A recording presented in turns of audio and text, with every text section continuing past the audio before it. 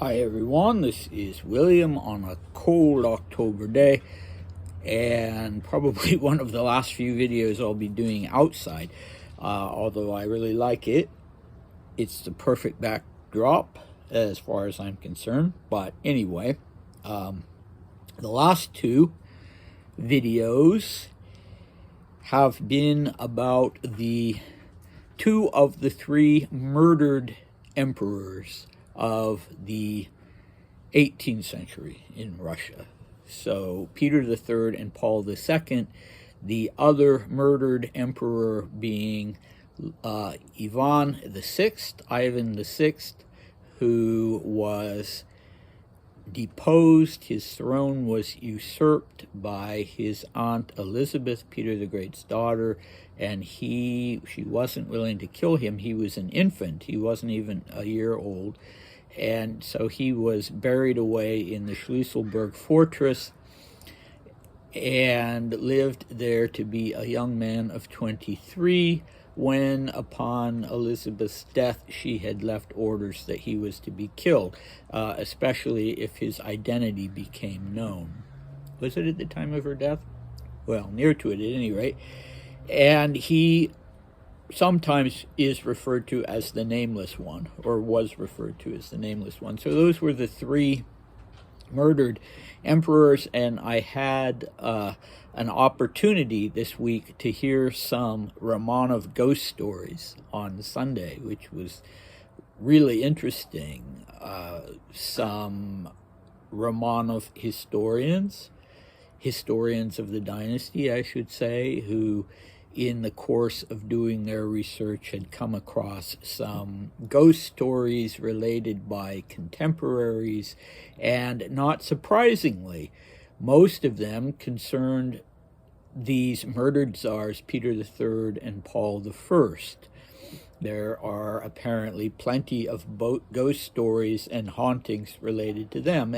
Not surprising, but what did surprise me, and I was a little disappointed, is that there are none that they had found about around the Nameless One, whether he still makes an appearance in the Schlüsselburg fortress. One would think, in accordance with ghost lore, that he would be the perfect subject for that, but apparently not, or maybe, they just didn't come across those. But so in the last installment, we were talking about Paul I, the son of Catherine the Great, who was murdered when he became emperor. His mother sort of pushed him out of the way and mounted the throne herself as the Empress Catherine II, and Paul had to wait until he was in his 40s when she died to become emperor himself, and that was not illegal in Russia at that time, because Peter the Great had promulgated in 1722 a law saying that the emperor or empress could name her or his own heir. So the presumption was that if Peter had died without naming an heir, or if the lie was told that he had named his wife as his successor, his heir, then it would have been legal for little Paul, who was 8 years old at that time, to be pushed aside. Okay, so anyway, we are going to conclude the 18th century with Paul, because he was murdered in 1801. But before we do that, we're going to look at the Grand Dukes of the 18th century, of whom there were four. All four of them were the children of Paul I.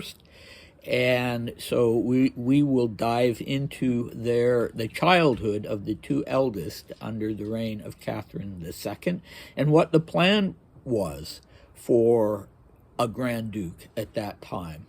But before we get to that, we are going to finish up with Paul with an overview of his death and what it meant within the context of our primary topic, which is the relationship between the state and the dynasty in Imperial Russia, and how it accorded or failed to accord with Peter the Great's standards for how the empire should be run. First, that the glory and prestige and success in the world of the empire should be the prime concern of all Russians, and even of the emperor himself.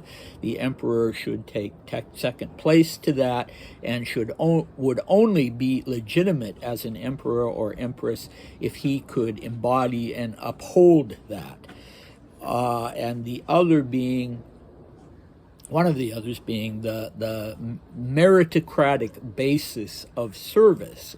So Peter the Great had established compulsory service for noblemen, and he had also allowed for people of humble birth, if they were talented and capable and driven, to become noblemen, to rise in the service hierarchy and become noblemen themselves. And this was something that was not welcomed by the aristocracy, by the traditional nobility that had their roots in the Muscovite period and considered themselves far above these upstart servitors who could earn their own noble status. Okay, so let's dive in to Paul's assassination. And yeah, so the elite servitors, so this is the aristocracy, had begun to claim that Petrine goal of being the champions of the state and the protectors of the empire's interest, had begun to claim it as their own, especially with the death of Peter III, who was seen as someone who did not embody the greatness of the Russian Empire or live up to the Petrine standard of what an emperor and an autocrat should be. And then you had Paul come along after Catherine the Great, who, as you can tell by the fact that she received the title the Great, only one other Russian sovereign received that, and that was Peter the Great. She successfully did uphold and embody that mythos of and that image of the Tsar as synonymous with the greatness of the state. And when Paul came along, he did not, and so he was assassinated, and he was considered a threat to the prestige of the empire, and he also undermined the aristocracy by forming his own guards regiment, the Gatchina troops, that was made up of these men of relatively humble birth who had worked their way up. And although this would seem like it was in keeping with Peter the Great's wishes for a meritocratic state, it, on the other hand, was not viewed as going in the right direction of upholding and making sure that the Russian state was a great power in the world. So you could say that both the murders of Peter III and then Paul were almost a step forward in the evolution of state-centered ideology, because they were made with the justification of fulfilling Peter's desire that the state should always be first. And, to a certain extent, that idea was accurate. But it was not a mature sort of manifestation of the belief in the independence of the state. So definite steps had been taken in previous reigns of the 18th century to establish the immutable unity of state and dynasty, and the former being increasingly represented by the aristocracy, who, as I said, now envision themselves as the champion of the state. And historian Richard Wortman describes how the necessity of broadening the privilege of the nobility during the crises of the post-Petrine period meant that Peter's secular rationalist scenario of power was recast to express the harmony between sovereign and nobility. So this was because the 18th century post-Petrine emperors and empresses would not have succeeded if they hadn't managed to gain the assistance and gain the cooperation of the elite servitors, who were very necessary as you had this grappling for the throne with an unclear succession. Most of the emperors and empresses did not name a successor, and they needed the support of their elite servitors. So this was a new development, and maybe one Peter hadn't foreseen, where you had this you had the state and the dynasty represented by the emperor and the elite servitors. And as long as they were in harmony and shared a common ideal and interpreted that common ideal in the same way, all was good. But Paul disrupted this bond by not living up to the standard that had been set, but he didn't destroy it altogether. This was not a case of the nobility deciding that they were going to put in place a constitutional monarch or a puppet monarch, and that they were going to be ruling Russia. So the aristocracy was going to be the rulers of Russia. So one of the ways that you can see that this wasn't the case is that the men who conspired against Paul, all of whom were elite servitors of some kind or another, sought first the support of the heir. So they wanted to safeguard the traditional order and not just install the heir after they had presented him with this fait accompli, but to have his active involvement as, so during Paul's reign, there did emerge a body of men who desired a constitutional regime, but the majority of those involved in the assassination do indeed appear to have remained loyal to not just the dynasty, but to autocracy, merely desiring to exercise some, you could say, quality control over the person of the autocrat and make sure that he did embody the Petrine standard. So it was less troubling to view both Peter III and Paul as aberrations than to question the very principles which underlay the aristocracy's own philosophy, legitimizing their belief in the intrinsic value of exalted birth.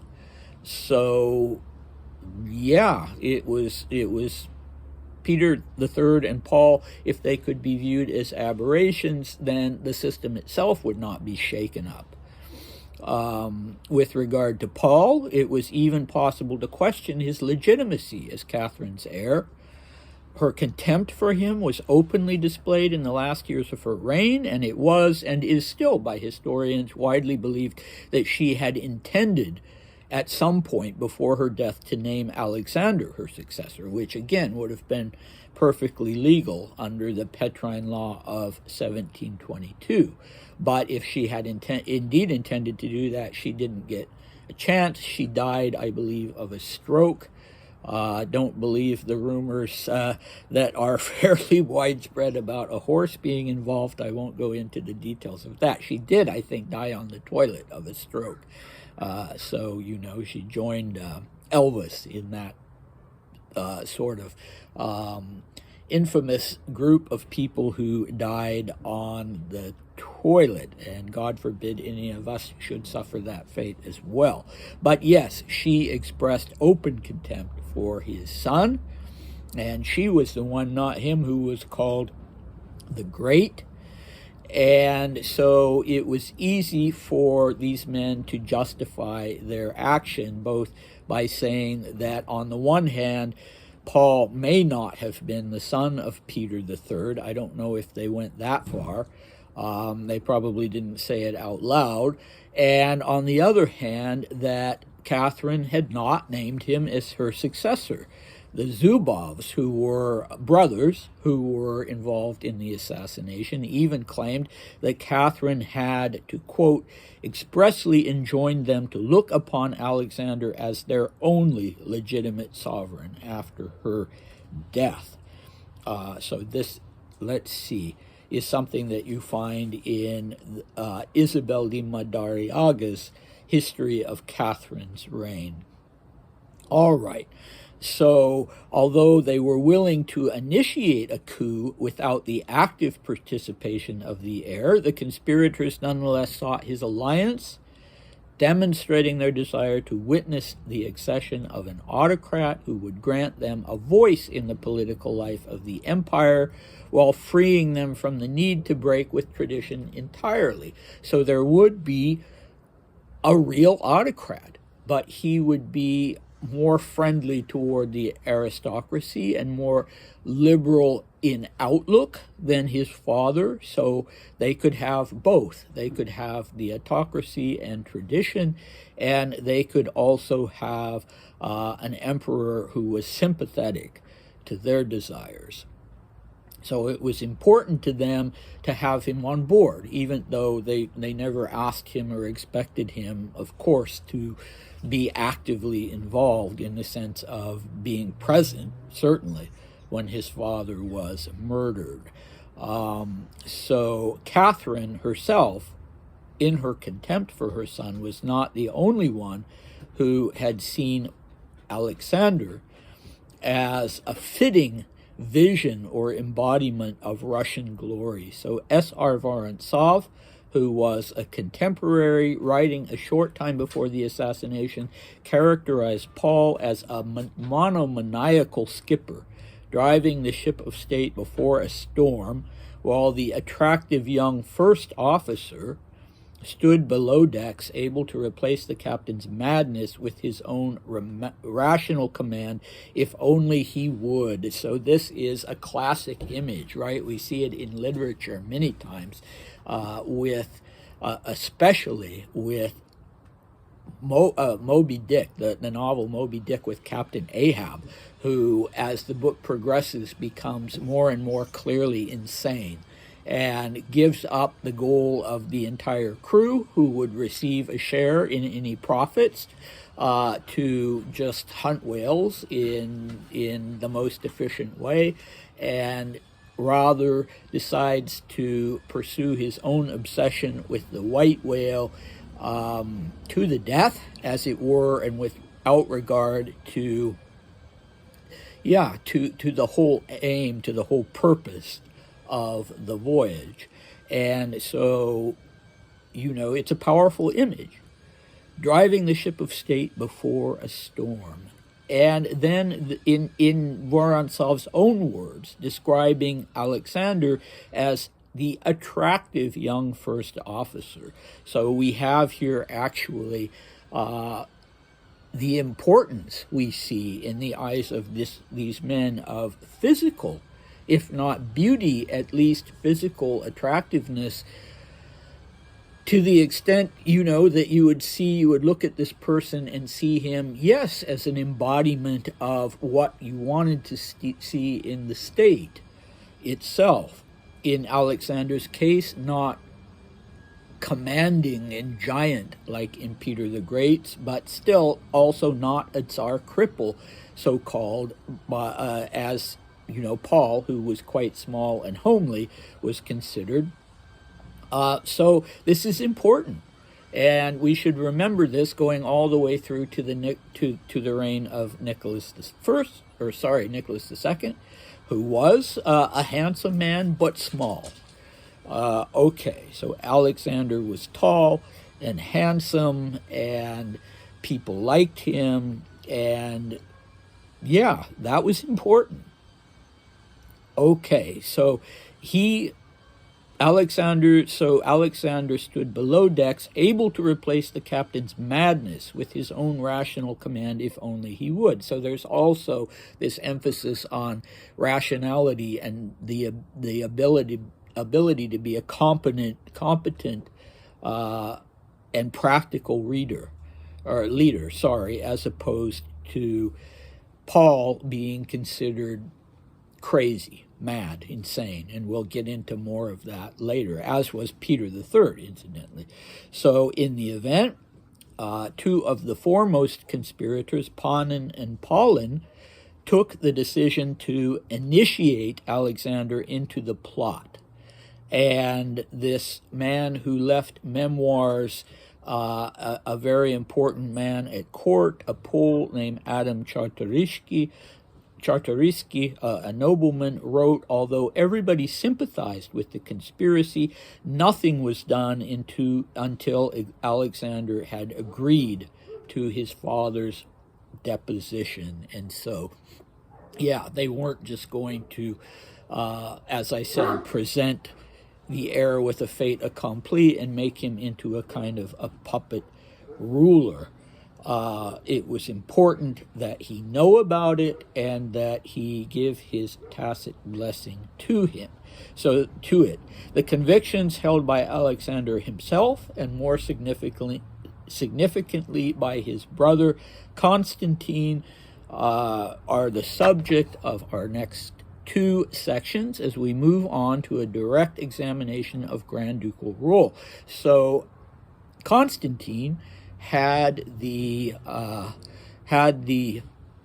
honor of being the very first Grand Duke who was a Grand Duke and not an heir to the throne or presumed heir to the throne, and was not raised as the presumed heir to the throne, the first one to make it to adulthood. So in looking at Constantine, we can look at this role that was pioneered both by and for him as Russia's first real Grand Duke, who would establish, presumably, a junior branch of the family. And so far, Russia and Muscovy had never had a junior branch of the family, but now it looked like finally there would be one.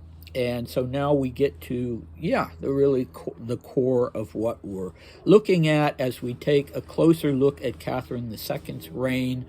And the first two of Paul's sons, Alexander, the heir to the throne, and Constantine, there were two sons that came much later, right before and right after Catherine's death. But Alexander and Constantine were the ones that Catherine herself took charge of and educated. And so we'll take a look at that. All right. I hope you come back next time, and we'll see you then. Bye.